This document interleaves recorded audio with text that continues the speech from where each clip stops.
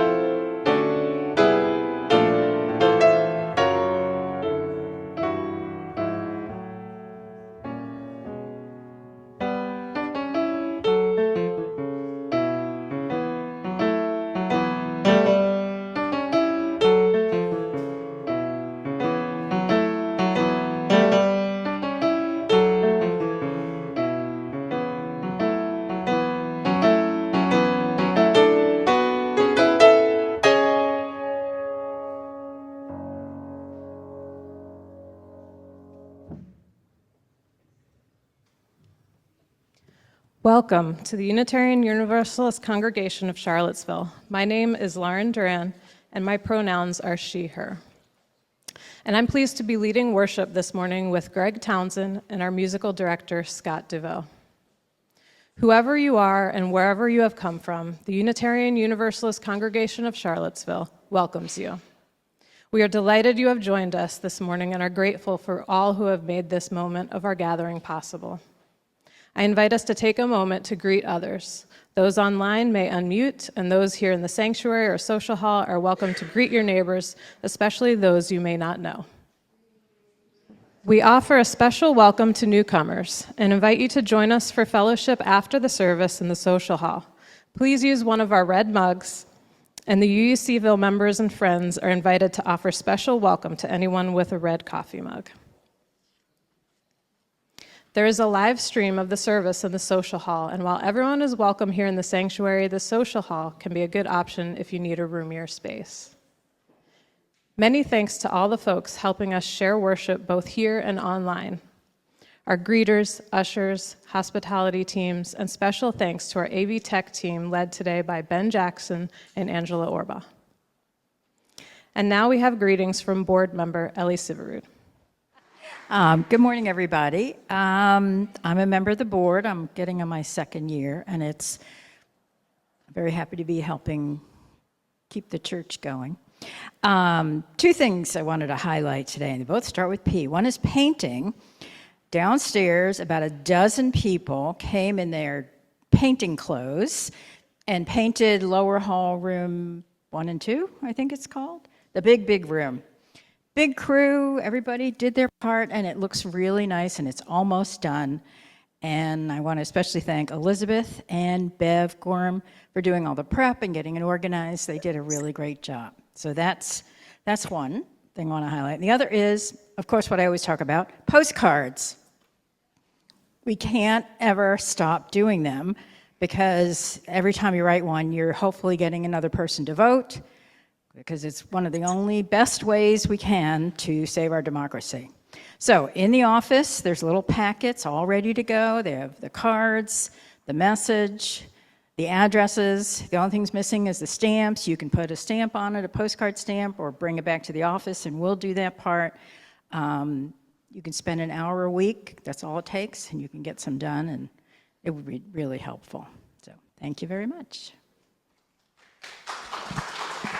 Thank you, Ellie.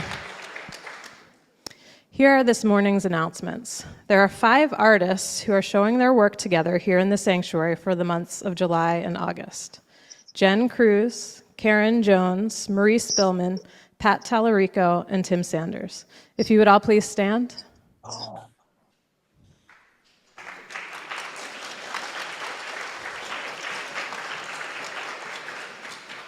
We invite congregants to greet our artists after the service in the social hall. Thank you for gracing us with your work. We are looking for volunteer teachers to help with our Sin Barreras pre-K program, which will resume this fall.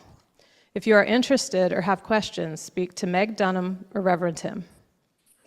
UUCville will once again be participating in the upcoming West Haven Community Day, which will take place on Saturday, August 1st.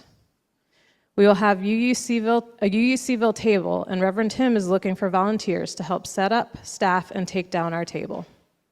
Email him at tim@uucharlottesville.org if you can help. We are also looking for volunteers to help with various Community Day activities. If you can help out, use the QR code on the flyer, which is up on the screen, and on the bulletin board outside in the foyer. Speak with Reverend Tim if you have questions or need more information. Please join us for coffee and conversation after the service. Good morning, everybody. This morning's call to worship is from Sharon Wiley. It is said that ministers are here to comfort the afflicted and afflict the comfortable. I say we are all afflicted and we are all comfortable. May our time together this morning be a comfort and a confrontation. May we here find peace in times of tumult. May we here invite tumult into times of peace. May we here find calm in times of restlessness. May we here allow restlessness to evolve into action. Let this be the place you consider what you've never considered. Let this be the place you imagine for yourself something new and unthinkable. May this hour bring dreams of new ways of being in the world. Come, let us worship together. I now invite Greg's wife, Pam McIntyre, to light our flaming chalice. Will you please join me in saying our chalice lighting words? We gather this hour as people of faith, with joys and sorrows, gifts and needs. We light this beacon of hope, sign of our quest for truth and meaning, in celebration of the life we share together. And now we'll do the hand motions as well. We light this chalice to celebrate Unitarian Universalism. This is the church of open minds. This is the church of helping hands. This is the church of helping. For our opening hymn, please rise and body your spirit and join in singing hymn number 318, We Would Be One.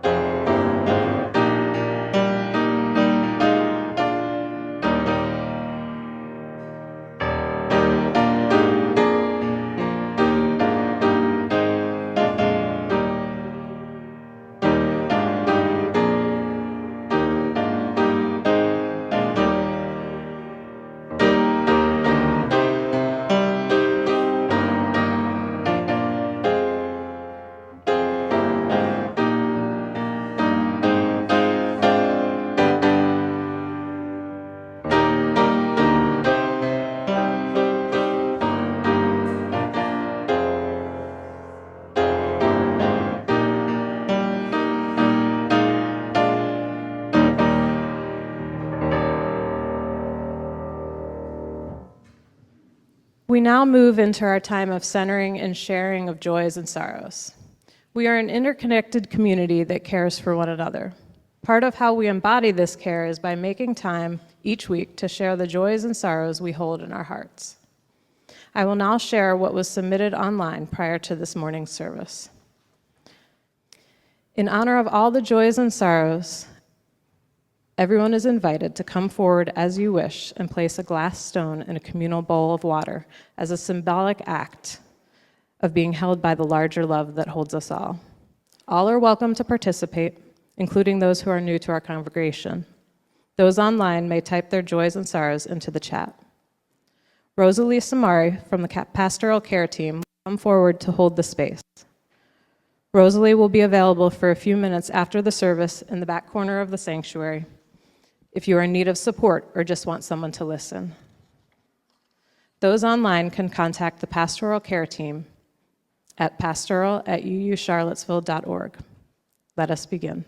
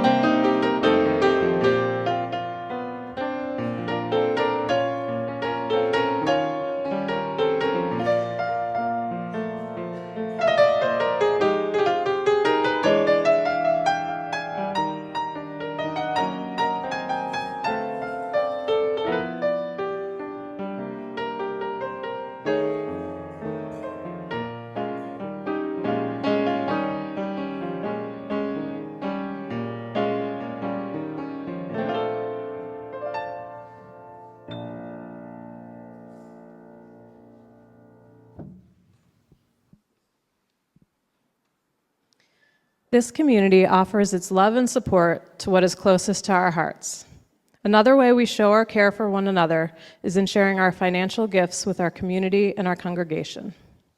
Our social action collection for the month of July is for the UU Congregation of Charlottesville's food ministry, which supports our monthly food pantry, our work at the soup kitchen at the Haven, gift cards for UUCville members and friends whose budgets are stretched, and so much more.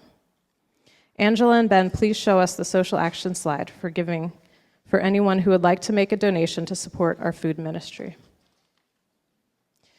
In addition to giving online, if you would like to make a donation with cash or check, please use the social action collection envelopes and place them in the collection plate. Make checks out to UU Congregation of Charlottesville and write Social Action Collection or Food Ministry in the memo line. Along with our Social Action Collection, we also invite you to generously support the ministries and mission of the UU Congregation of Charlottesville. Through your pledges and the weekly Sunday morning offering, your financial gifts support our congregation and enable us to put love into action. This is our shared ministry. You can offer your financial support for UUCville by using the text address or going to our website. You may place cash or checks in the collection plates as they are passed. Let us now dedicate the many gifts we share with one another by saying, "We accept your gifts with gratitude. May we use them wisely and for the highest good."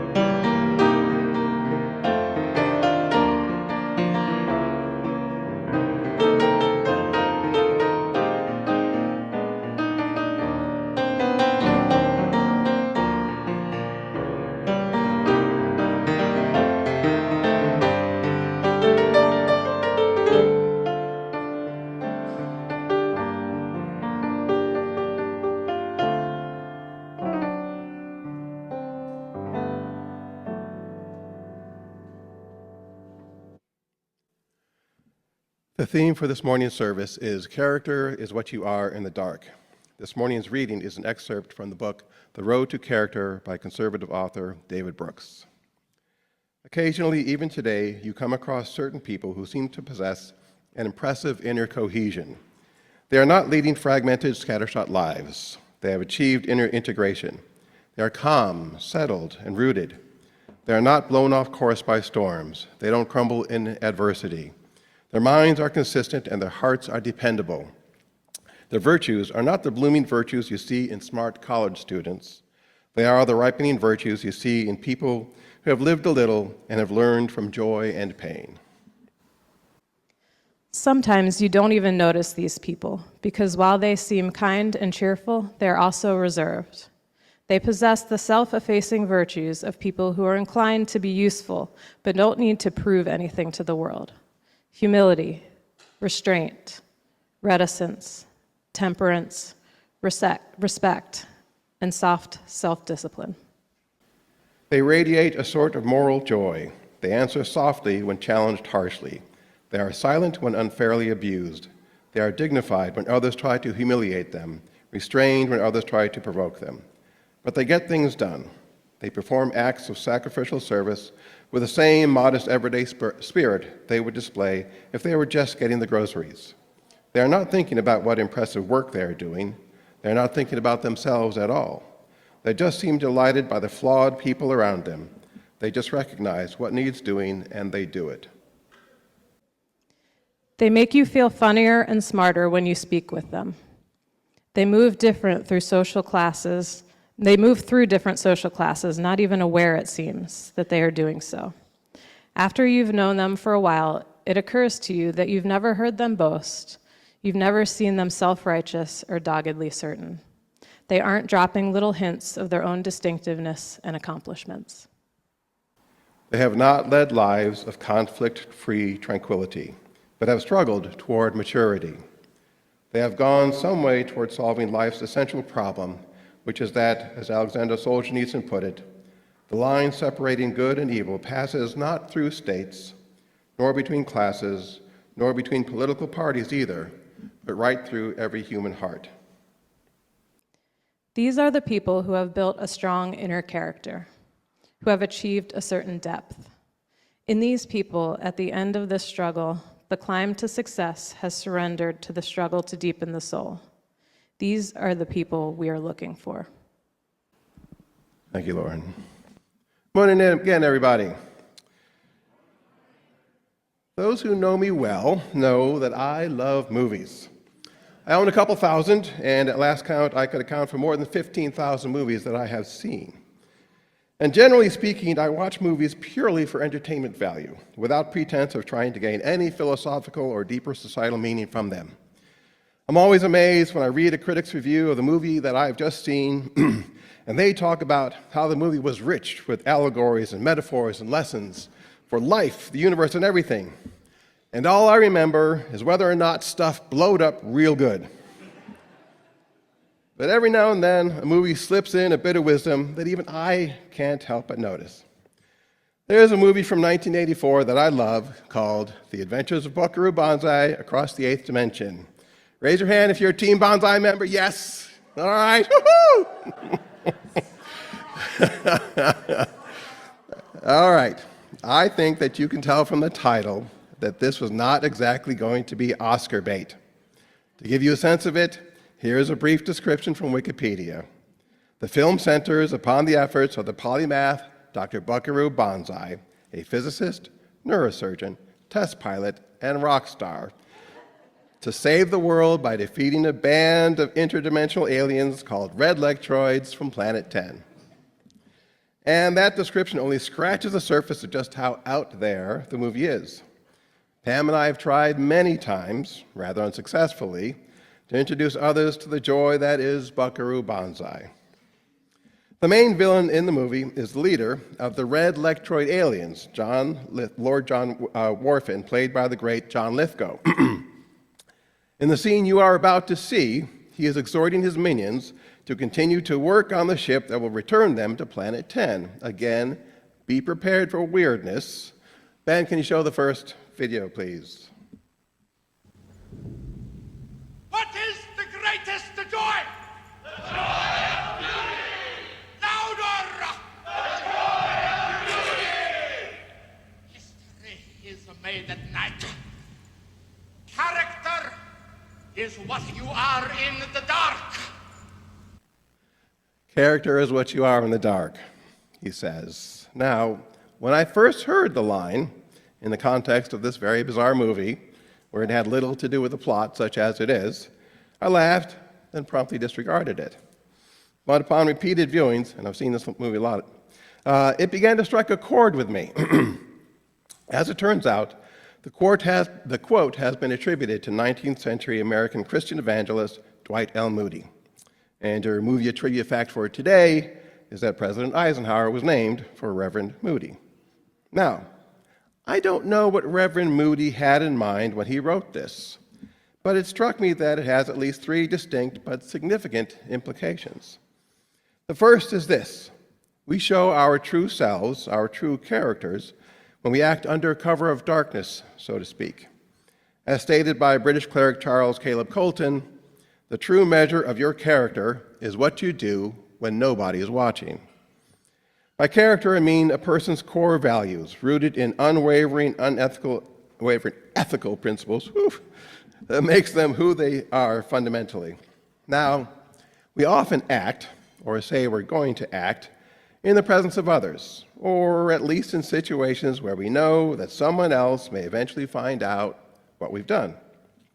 In those circumstances, it is hard to avoid taking into account how our decisions and actions will be viewed by those who are aware of them. We may be looking for motivation, encouragement, help, recognition, thanks, reward, even praise.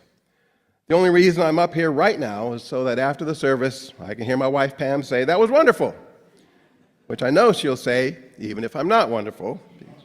She's a master of positive reinforcement. On the other hand, we may be concerned about the possibility of disagreement, discouragement, hindrance, lack of acknowledgement, even harsh judgment.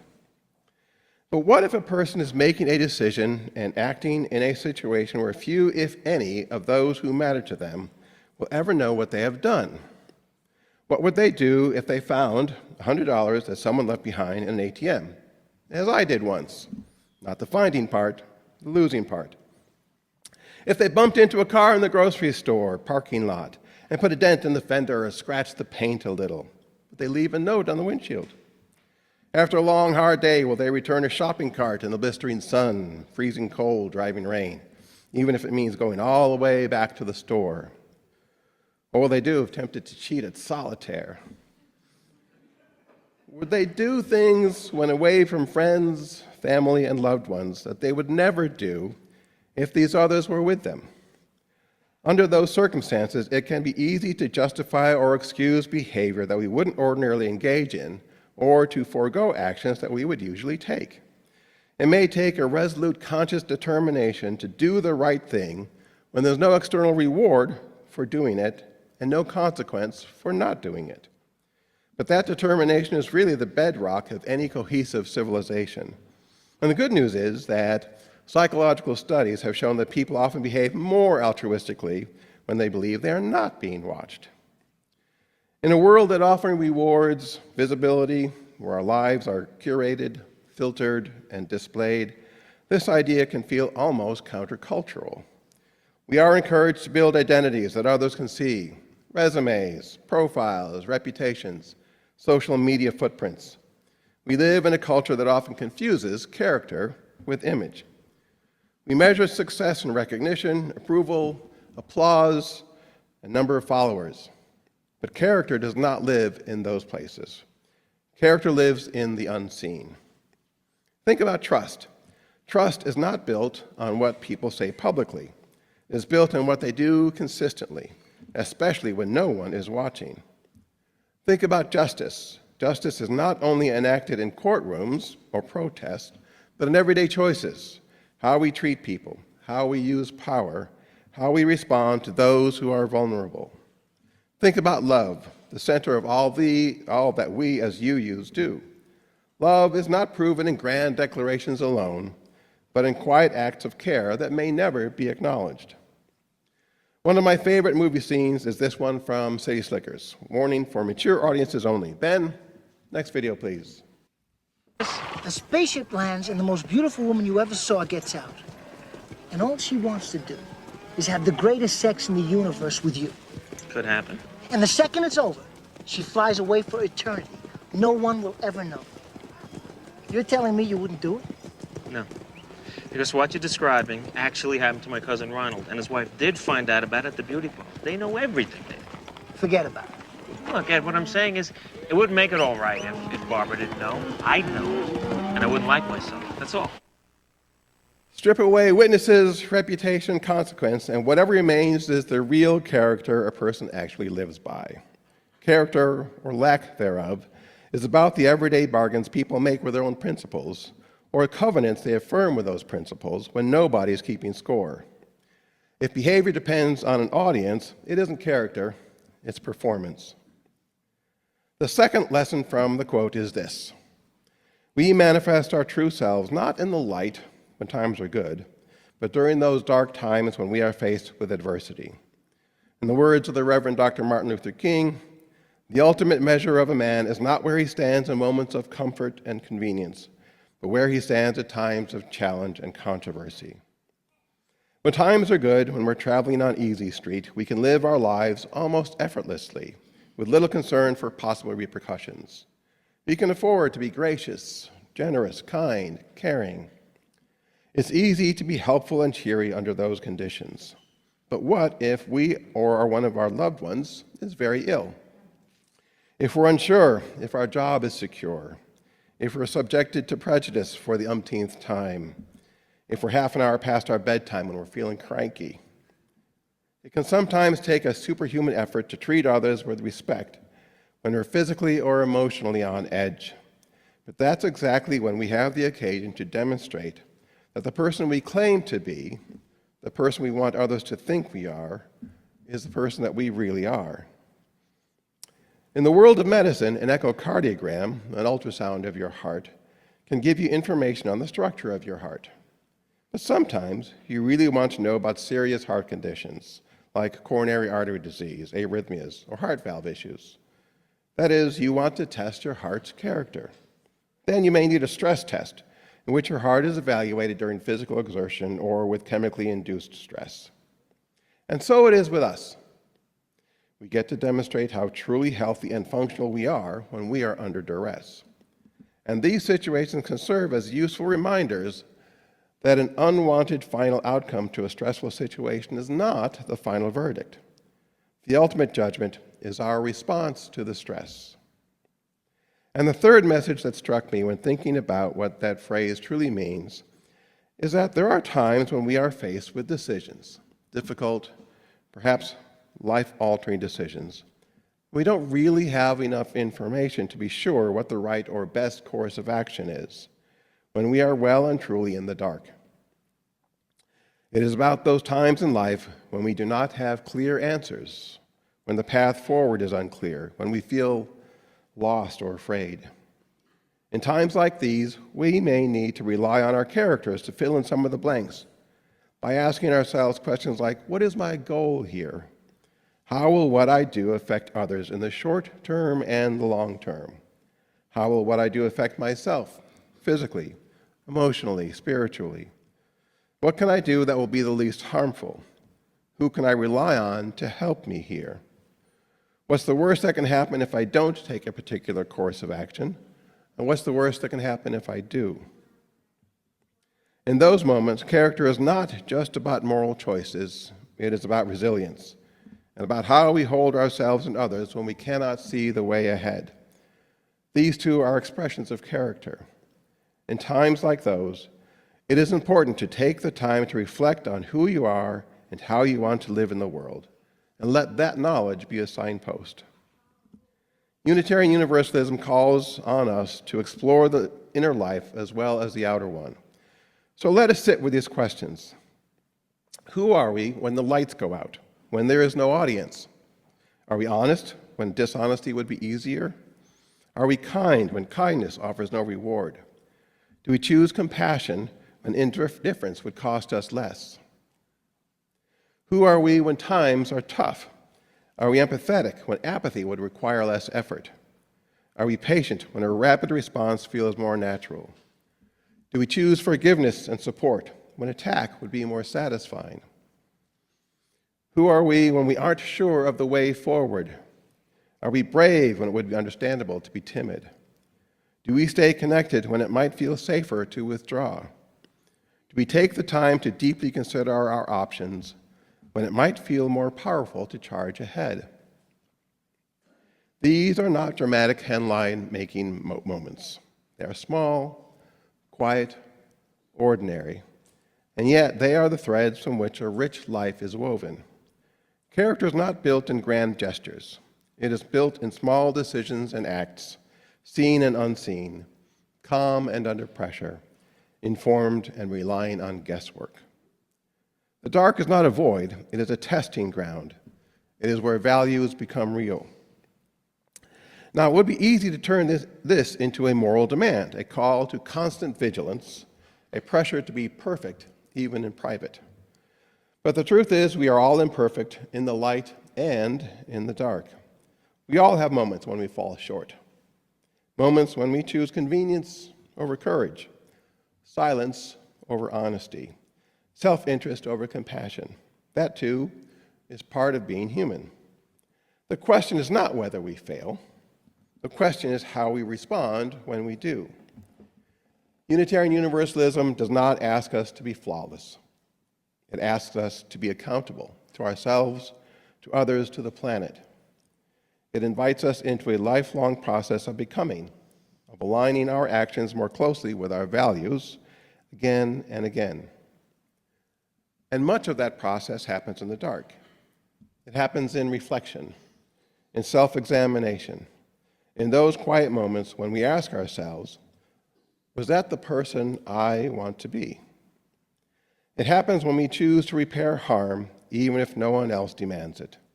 When we apologize, not because we were caught, but because we care. When we change, not for approval, but for integrity. When we choose integrity in private, we strengthen the foundation of trust in our communities. When we practice compassion in unseen ways, we create ripples that extend far beyond what we can measure. Even something as simple as how we think about others, our internal narratives, our assumptions, our judgments, these are part of our character. They influence how we act, how we speak, how we show up in the world. And they are formed largely in the dark and may never make it into the light for others to see. So how do we cultivate character in that space? We begin by paying attention. We notice the small choices, the subtle moments, the inner voice that nudges us toward or away from our values. We practice honesty, not just with others, but with ourselves. We acknowledge when we fall short without turning away from it. We commit to growth, knowing that it is a gradual process. And just as importantly, we extend compassion to ourselves and to others. Because if character is what we are in the dark, then we must also recognize that everyone else is also navigating darkness. Everyone else is making choices, handling struggles, and facing uncertainties that are not apparent to us. This awareness can deepen our empathy. It can remind us to not reduce people to their public actions alone, but to hold space for their complexity. At the same time, it calls us to responsibility. Because while no one may see our choices in the moment, they do have consequences. They shape our relationships, our communities, and our world. The dark is not isolated, it is connected. What we do there eventually finds its way into the light, not always in obvious ways, but in the kind of people we become and the kind of world we help create. So let us return to that quote. Character is what you are in the dark. It is not a pronouncement, it is an invitation to live with integrity, even when it is difficult and there is no external reward, to align our inner and outer lives, to become slowly and imperfectly the people we aspire to be. It is also a reminder that our worth is not determined by how we appear to others, but by the quiet truth of who we are. As we move through our lives, there will be many moments in the dark. Moments of choice, moments of stress, moments of uncertainty, moments of quiet decision. In those moments, may we listen closely to our intrinsic values and our UU values, to our conscience, to that deeper sense of who we are called to be. And may we choose again and again to act with honesty, with compassion, and with courage. Not because it is how we want others to think of us, but because it is who we are.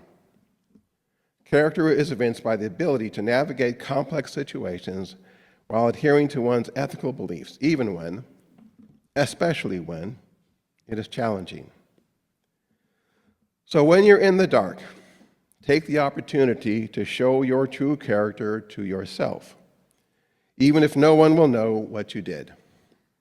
even if the situation that you're in is so dire that it's really hard to remind yourself of who you really are and to be true to that self, even if you don't have enough information to be sure what the correct course of action is, but you can trust your character to point you in the right direction. May we leave this space not with the illusion that character is something we possess once and for all, but with the understanding that it is something we practice day by day, choice by choice. As we go from here, may we carry a gentle awareness that every interaction is an opportunity to embody our deepest values.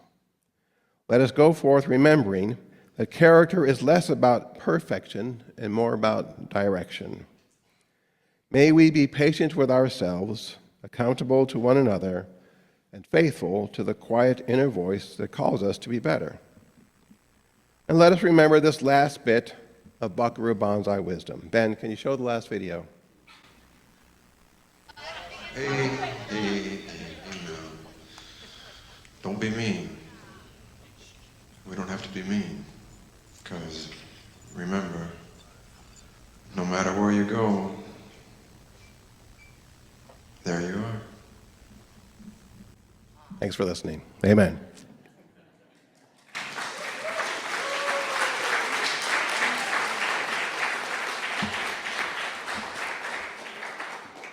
For our closing song, please rise in body or spirit and join in singing When No One's Watching by Ben Noyne.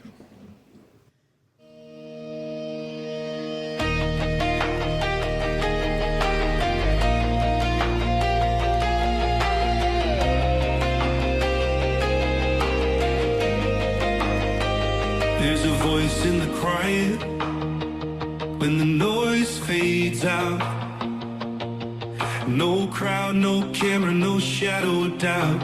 It doesn't shout loud, but it always knows when the straight road ends and the right road goes. I could blend in easy, let the moment slide, or stand on the truth with nothing to hide. Every small choice leaves a permanent trace. Every step defines who I'm choosing to be. It's not built on approval or borrowed belief. It's the weight of a choice when it costs me something.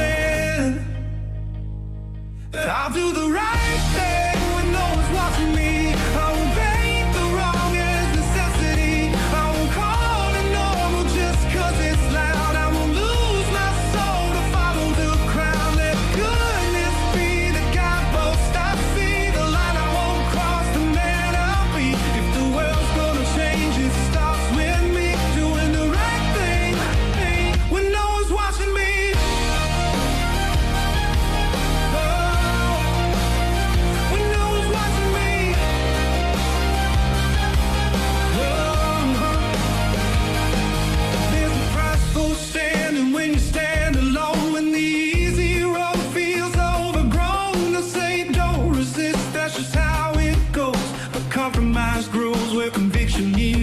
If I excuse the lie 'cause it's dressed up clean, if I stay silent, what does that mean?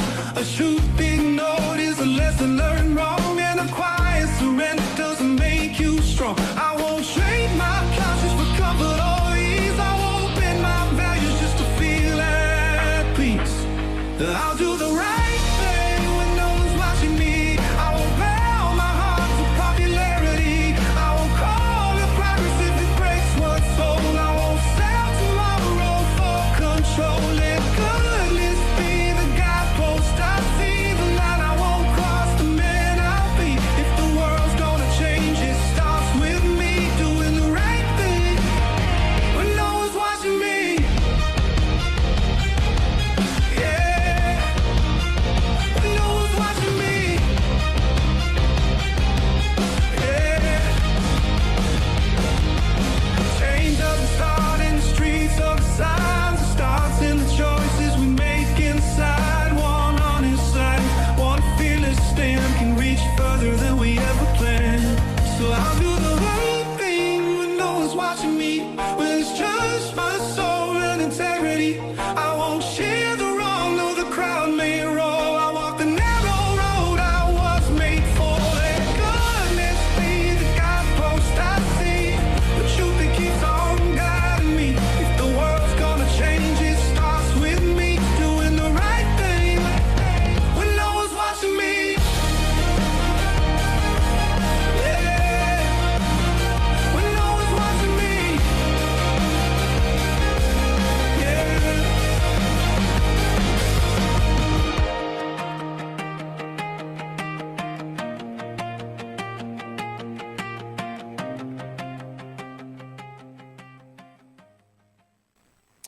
While Lauren extinguishes the chalice, you may sit down. Thanks. I leave you with two quotes, the first from my hero, Mr. Rogers. It's really easy to fall into the trap of believing that what we do is more important than what we are. Of course, it's the opposite that's true. What we are ultimately determines what we do. The second is the last line from the book Middlemarch by George Eliot, pseudonym for English author Mary Ann Evans. For the growing good of the world is partly dependent on unhistoric acts, and the things that are not so ill with you and me as they might have been is half owing to the number who lived faithfully a hidden life and rest in unvisited tombs. Amen and blessed be.